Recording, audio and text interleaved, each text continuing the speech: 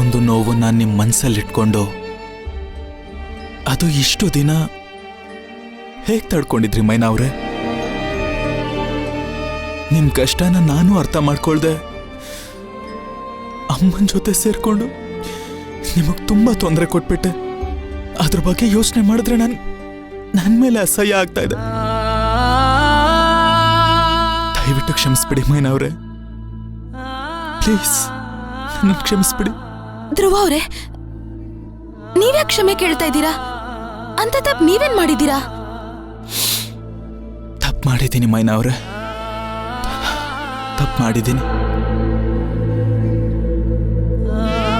ನೀವು ಮೊದಲೇ ಇಷ್ಟೊಂದು ಪ್ರಾಬ್ಲಮ್ ಅಲ್ಲಿದ್ರಿ, ಅದ್ರ ಮೇಲೆ ನಾನು ನಿಮ್ಗೆ ಎಷ್ಟೊಂದು ತೊಂದರೆ ಕೊಟ್ಟೆ, ಎಷ್ಟು ಫೋರ್ಸ್ ಮಾಡಿದೆ ನಿಮ್ಗೆ.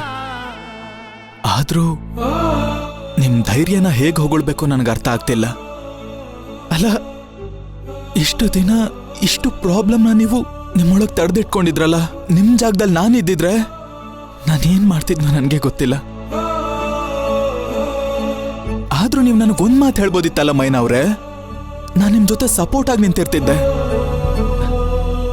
ಯಾಕೆ ಹೇಳಲಿಲ್ಲ? ನೋಡಿ, ಈಗ ನನ್ನ ಸಮಸ್ಯೆ ಬಗ್ಗೆ ಮಾತಾಡಿ ಯಾವ ಪ್ರಯೋಜನನೂ ಇಲ್ಲ. ಅದೆಲ್ಲ ಮುಗ್ದೋಗಿರೋ ಕತೆ ನಾನ್ ನೋಡ್ಕೋತೀನಿ. ಈಗ ನಿಮ್ ಸಮಸ್ಯೆ ಬಗ್ಗೆ ಯೋಚನೆ ಮಾಡಕ್ ಶುರು ಮಾಡಿ. ನನ್ ಸಮಸ್ಯೆನಾ? ನನ್ಗೆ ಯಾವ ಸಮಸ್ಯೆ ಇದೆ ಮೈನಾ ಅವ್ರೆ? ನಿಮ್ ಮದ್ವೆ. ನಿಮ್ ತಾಯಿಯವರು ಅದ್ರ ಬಗ್ಗೆ ತುಂಬಾನೇ ಆಸೆ ಪಡ್ತವ್ರೆ.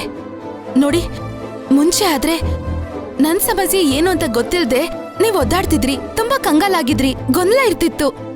ಈಗ ನನ್ ಸಮಸ್ಯೆ ಏನು ಅಂತ ಗೊತ್ತಿದೆ ಅಲ್ವಾ? ಹಾಗಾಗಿ ನನ್ನನ್ನ ಮರ್ತು ತುಳಸಿ ಅವ್ರನ್ನ ಮದ್ವೆ ಆಗಿ ಸಂತೋಷವಾಗಿರಿ.